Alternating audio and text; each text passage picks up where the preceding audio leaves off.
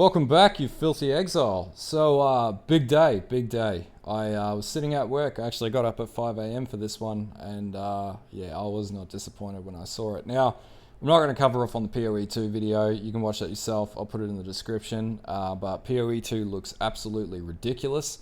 But this has got to be one of the most exciting mornings I've had a long time, because when I got to midday today, I found out that the goddamn Diablo 2 Resurrected alpha, technical alpha, was out too, and of which I don't have a key yet for. So Blizzard, if anyone there's watching, give me a key. Anyway, so yeah, big day. Ultimatum's been announced. I thought I'd do a bit of a teardown video, and we'll go through and just sort of watch it through. But there's a few key points. So basically, this league is based on the, I guess, the Val, and yeah, it's basically a sick corruption league. As in, when I say sick, they're sick in the fucking head for putting a corruption league in play. But let's get into the video, and we'll stop and start, and we may skip ahead because there's a part that I want to really drag out that's I've been bitching about for a long time, and they've actually made fixes to the endgame mechanics in respect to it. So let's go. Or lost temples in the jungle. But I think of risking your items.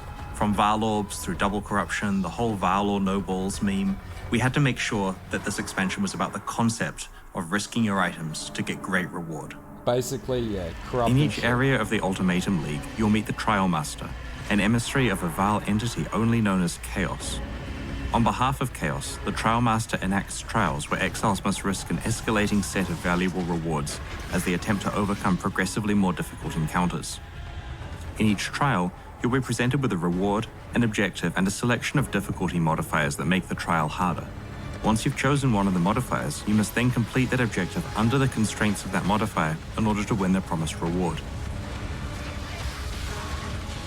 So according to the, I guess, the breakdown that I heard today when I watched the video, is that this goes to 10 levels of difficulty, and obviously the 10th being absolutely ridiculous to the point where it's going to murder you and completely put you down. So yeah, this actually looks really good.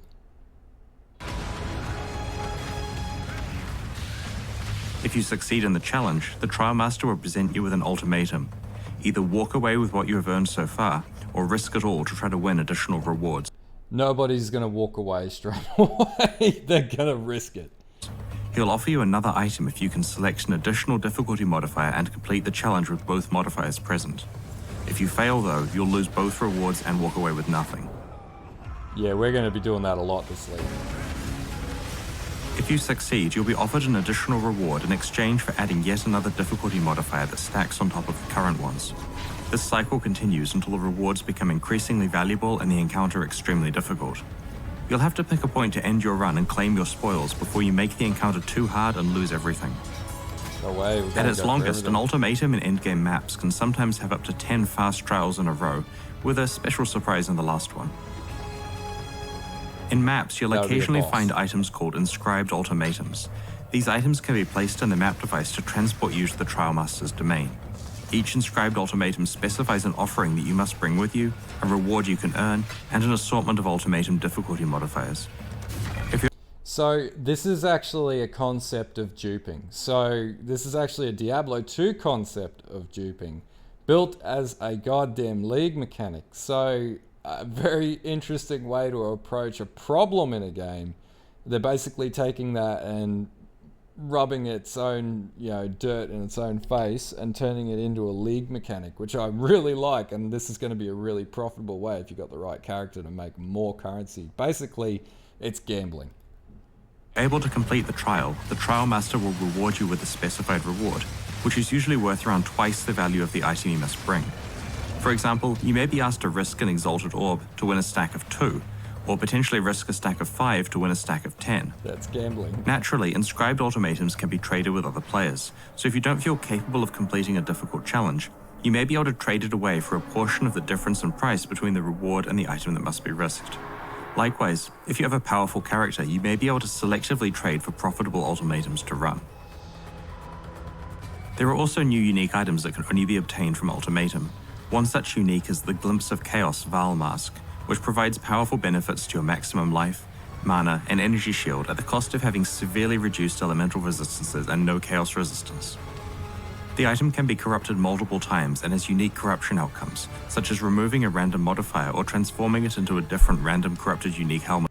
So I would be interested to see how this works with Chaos Inoculation, because Chaos Inoculation creates immunity.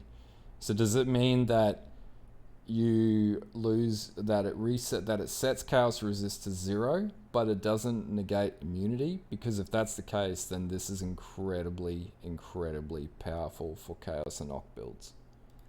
Entirely, that retains its corruption implicit mod. Another new Val unique item in Ultimatum is Mahuzottl's Machination, which grants you 6 keystone passives at once. Combining all of these keystones results in some very unusual outcomes, and the item features an entirely new unique keystone as well. We have worked hard to make sure that Ultimatum doesn't punish you for being in a party with other players. Party members compete in trials together, but have separate rewards available to them that... So we won't worry about this one. This only applies if you're in a party, but it basically says that you have separate instances when it comes to party loot drops. So we can probably skip past that, because this is the stuff that's really good. Out of date, many of them kind of lack identity, and to top it all off, like the core drop pool of just items that drop when you kill regular monsters just wasn't really compelling enough. Like, you know that feeling where any monster could drop a mirror? We want that for a whole slew of different items. And so we've made a lot of changes to Path of Exile's reward systems. There's a bunch of ones to the core drop pool to keep it really interesting. There's ones to basically every piece of League and expansion specific content. And we're going to go through all of those for quite a while now. And I should mention that every change we're about to discuss not only affects the Ultimatum League, but also Standard League too. We started by reviewing which items can drop from monsters and chests in the core game. To make sure the core drop pool remains compelling, we've made various changes. You can now find 2 additional currency items as core drops, Orbs of Binding from the Harbinger League, and the new Veiled Chaos Orb, which we'll reveal in more detail soon. This is a really interesting item. I don't see this being a item that we're going to necessarily use for practical functions, but I could be wrong. We've also added 5 new Atlas base types, like this Energy Shield Recharge Amulet. It's not an Energy Shield Recharge Amulet, but it's a Chaos Damage Ring, but same diff. These drop in specific regions of the Atlas of Worlds and have some powerful new implicit mods. Another topic related to the core drop pool is that of boss runs. Veteran community members will remember when people used to do Val Oversoul or Dominus runs over and over because they were a profitable use of time. Final Act bosses now drop more and better items, giving you a much So this is basically saying they're bringing back boss target farming. more satisfying close to a difficult act and a more item-focused approach to getting ready for maps if you prefer. We have also added a bunch of very powerful and valuable League-specific uniques into the core drop pool. This means that they can drop from any sufficiently high-level monster without you having to engage with specialized content. Examples of these are Badge of the Brotherhood, Asylum, Pledge of Hands, Maloney's Mechanism, Brutus's Lead Sprinkler, and Headhunter. The goal of all of these changes is to make sure that every monster you kill in Path of Exile has a chance to drop something incredibly valuable, regardless. So this is probably in an attempt to drop the price of these items. These 3 in particular, this at the start of last League, and this even all throughout League, tends to be very expensive, and in particular Headhunters. So basically they're trying to desensitize people to Headhunters. Still going to be an OP item, but maybe it might be a little more available and a little easier to get for those who are less experienced in the game. Of what content you're playing. On top of all of that, we have added a handful of new vendor recipes, which let you make some pretty cool stuff. We really missed the days when players were scrambling to try to find unknown recipes, and so we're looking forward to seeing how long it takes for you to discover how these ones work. We have also introduced a new type of Reliquary Key into the core drop pool for this. So Reliquary Keys are actually an item that was available in Legacy League, and what you see here is they give you a foiled item. Now that item may not be great, but it's an item that's very hard to get because of the Legacy Key itself. Now, if that's the case, this league will have some crazy foiled items that'll come out too, and if you corrupt them, they'll just be even cooler. I think they were a little more powerful than the original item themselves. Expansion. If you're very lucky, you can find a Val Reliquary Key from any monster or chest in Path of Exile. When consumed in the map device, it gives you access to a vault with a chest that drops a special foil version of a Val-themed unique item. Each unique has an equal chance of dropping. Due to the value and power level of the items contained within, this is the rarest Reliquary Key ever added to Path of Exile. The rest of our reward changes relate to items that you can earn by playing past content like prior leagues and expansions. We have two goals here. The first is to add and improve items so that all past content is a compelling set of rewards. The second goal is to make it so that the best way to get any reward is to play the content that is primarily associated with that type of reward.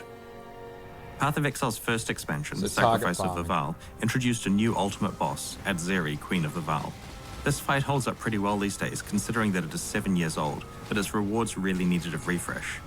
The Sacrificial Garb base type that drops from Adzeri has been significantly improved with the addition of an implicit mod that grants +1 to the level of all Val gems you have equipped. We have also added two pretty new cool. unique items to Adzeri's drop pool and 2 more to Uber Adzeris. This One one of has which been is the interesting. Adzeri's Rule Judgment Staff, which prevents you from being stunned or having your damage reflected. It grants a skill that alternates between Flames of Judgment and Storm of Judgment when used, as if you absorb the powers of Adzeri herself. Skipping forward to 2016's release of Ascendancy, we have This here, for leagues and leagues, I've wanted to see this fixed. And what I saw this morning and what you'll see in a couple of seconds is they've actually made this a viable, bloody strategy to farm at endgame with removing some of the RNG bullshit that comes with it. made some changes to how you receive your Labyrinth enchantments. Previously, when you completed the Labyrinth and went to enchant an item, you couldn't see what random result you'd get. Now, the result for each type of enchantment is shown to you in advance so you can make the right Thank fucking God. choice. In the Eternal Labyrinth, you're now offered 3 different helmet enchantments to pick between, and Oh, like, this is just a huge, huge change in the mechanics of how to play this game. Some of these enchants are ridiculously overpowered, or they give you such an increase to damage or the ability to sustain mana reservation or whatever. And the fact that you couldn't do this before made it very limiting for people with limited time. Because you used to only be able to choose, you used to just get a random enchant, it was 1 enchant, and you would have to bloody go and use twice enchanteds, or bloody run, oh god, the infused, infused labs. Like, why this wasn't done earlier, I don't know, but I'm glad to see it in the game, and this is actually going to make doing build guides a hell of a lot easier and everything else in between. Sorry, I feel really passionate about this, because this has been a huge headache for me, league on league, every league. addition to the boots and gloves. This will make it a lot easier to find enchantments relevant to the skills you're using and to apply them to appropriate items. About time. In 3.14, we're going to stop giving out unique jewels for each day's fastest Labyrinth runs, and we have added these jewels as very rare drops that you might find in the Labyrinth's final reward About chests. time. Another You'll see highly builds with requested that. Labyrinth-related improvement is that you can now consume an offering to the goddess and the map device to open portals directly to a random trial. This greatly accelerates the speed at which you can find your final trials. Thank We've also fuck. added 2 new Labyrinth-specific awesome. unique items, including the Scales of Justice unique shield, which rewards building your character with a careful balance of life and mana. If used correctly, you'll be granted protection from shock and ignite, as well as additional fire damage. Kadiro Perandus now has a much larger selection of unique item rewards. We have also rebalanced all sources of Perandus coins so that Perandus content is still the best place to get them from. A craft introduced in Harvest kinda destroyed the Perandus coin economy, so we're absolutely fixing that at the same time. Essences have been numerically rebalanced and are in general stronger than they were before.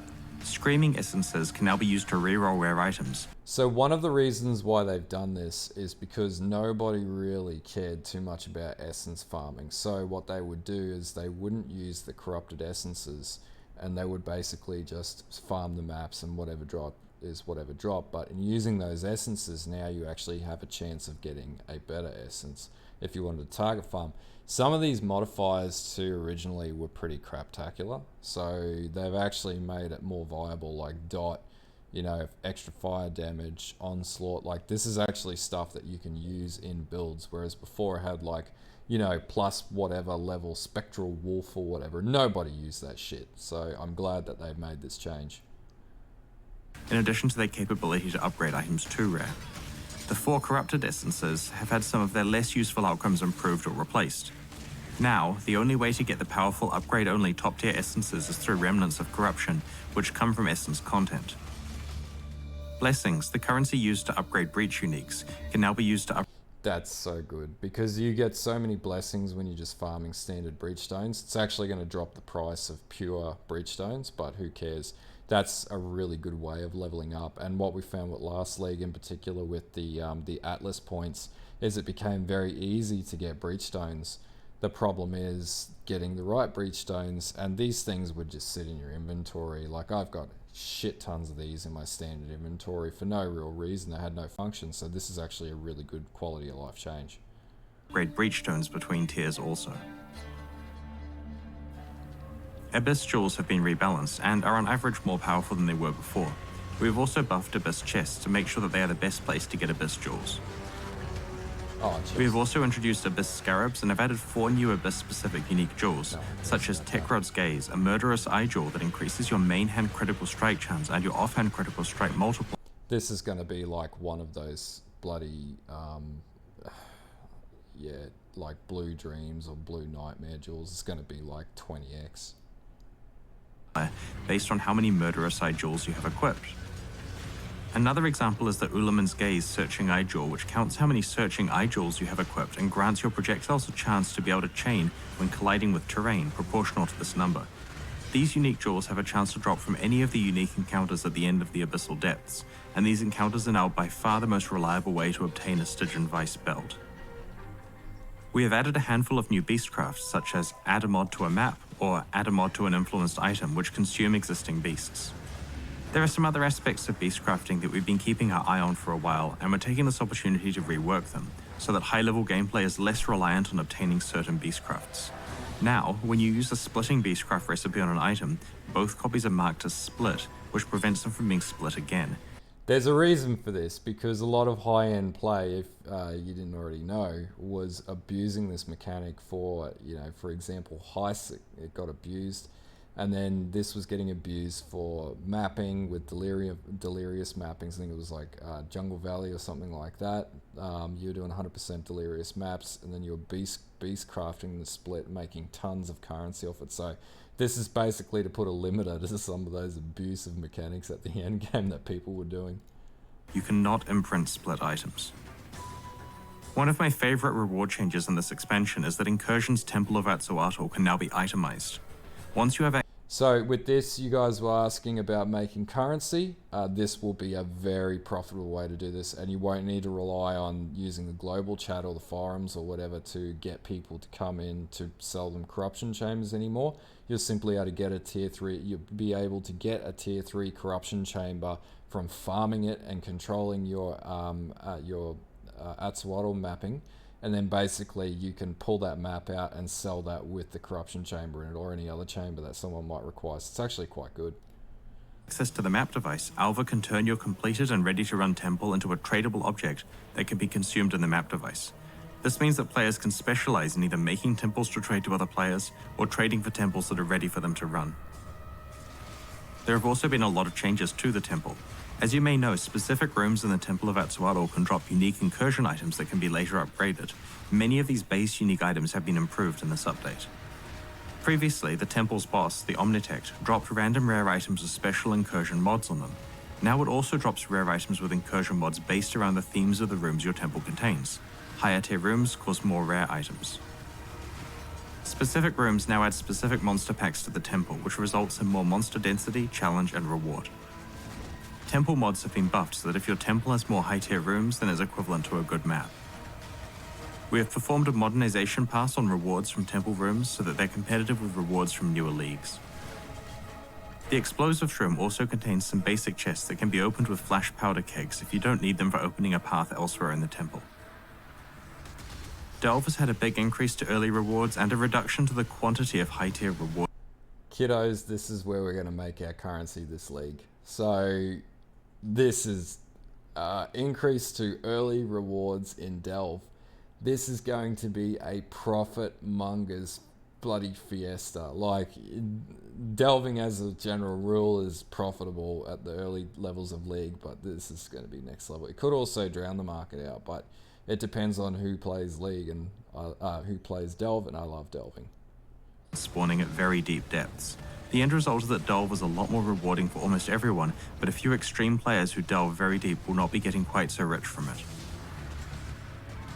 A big problem with rewards and Betrayal is that players deem it not worthwhile to kill Katarina because it resets your Betrayal Syndicate board. In this expansion, we have massively increased the incentive for doing this. Now if you manage to kill Katarina, all Syndicate members drop their rewards at one tier higher than they previously would. This change required the introduction of a new 4th tier of reward from each Syndicate member and encourages the use of a larger variety of Syndicate targets and safe house leaders. We have improved rewards that were not as interesting or valuable as the best ones. For cases where we deemed rewards too powerful, we moved them to tier 4 rather than nerfing them. The tier 4 rewards are approximately twice as powerful as tier 3 ones were. We have also added...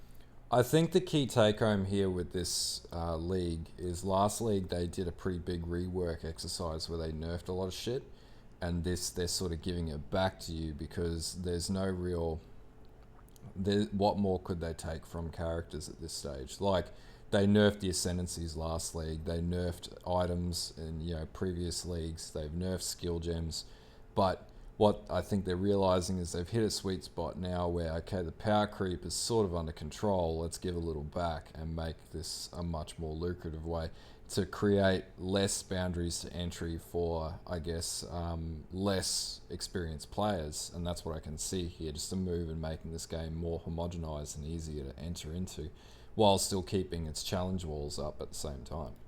A new unique item to Katarina's drop pool as further incentive for killing her. The Cane of Kulamak drops only from Katarina. Similar to Paradoxica, it has 3 veiled modifiers that must be unveiled modifiers on it. It's going to be a 1 chaos item. We have made some changes to how unveiling mods works. You still get offered a choice of 3 mods, but these are now more powerful versions of the existing ones. The powerful ones are unveiled onto items, and the normal versions are the ones you unlock, added to Path of Exile's core drop pool. This new currency item rerolls the target item with new mods, like a regular Chaos Orb does, but one mod is guaranteed to be a veiled mod. While it can drop... I don't know about this, because Chaos crafting... Like, what is going to be the frequency of drops on, Orb of Veiled Chaos? Like... I'm a little confused as to how this is going to fold into the end game appropriately, because no one really does chaos crafting. It's not a thing. It's not a profitable nor wise thing because of the slamming with chaos is just can work, but it's complete RNG. So this gives you a little control, but I'm not sure about this. Many monstro chests in the game. By far the most effective way of getting it is from Isling and some Betrayal safe houses. We have introduced 3 new types of incubators for Blight, Metamorph, and Delirium, and have modernized the rewards from the other incubators. The item yield from chests and blighted maps is now affected by a portion of the map item's quantity, giving you a reason. So for those who thought that quantity did affect blighted maps, it didn't before, and this is quite a big move forwards because it means that you can juice your maps up a lot more and get a lot better profit yields from blight. To roll your blighted maps if you can handle the additional challenge. Anointments to blighted maps have been rebalanced and reworked so that each has its own purpose and with a consistent increase in reward as the oils get rarer. This is basically entirely buffs, because one big nerf we needed to do was already done last league. You can now corrupt blighted maps. These can very rarely drop the new tainted oil, which allows you to apply anointments to corrupted items. So Facebreakers people who use the Ridgewald's Curse, you will now be able to run Facebreakers with an Anoint, which is going to make your builds way more powerful. And on Talismans too. We have also introduced Blighted Scarabs. We have added 2 new types of catalysts themed around speed and critical strikes respectively. These new catalysts are rarer than previous ones. As discussed in the recent development manifesto, the current 3.13 version of Harvest is too rewarding, so we're rebalancing its crafting and also increasing how often you'll encounter portals to the Sacred Grove. The current version spams you with way too many crafts, so each seed has a chance to grant a craft now, reducing the overall number of crafts you can perform per garden, though you will encounter the grove 60% more than you did before. Some of the most powerful crafting options have been removed or changed. The Heart of the Grove encounter is now a map fragment that can randomly drop from tier 4 harvest bosses instead of rarely replacing the entire grove when it spawns. With the release of Ultimatum, Ritual will be added to the core game, with a chance to occur in each map you play. It has also been added to the Atlas passive skill tree system and I actually think Ritual is really good content. I think it can be very profitable, but it also has the right level of RNG and flow when mapping and when leveling. I actually don't really care too much about Harvest and the crafting systems they mentioned there. I think what they've done is they've balanced that out, and I know people get shitty about, oh, but I can't bloody slam crafts on things. I actually didn't really use Harvest all that much in the last league, and I had no issues crafting the gear that I needed to get to, you know, Deathless A9 Cyrus and things like that. So I sort of welcome these changes. I think they're good. I genuinely think the changes to the Ascendancies and everything are just outweigh the disadvantages that come with the changes to crafting systems from Harvest. It's available as a Sexton mod. Almost every time we release a league, we later roll it into the core game with a chance to spawn in maps, usually 10%, sometimes 5%. When Ritual is added to the core game, we are standardizing this rate at 8%, which means a small decrease for some leagues and an increase for Harvest.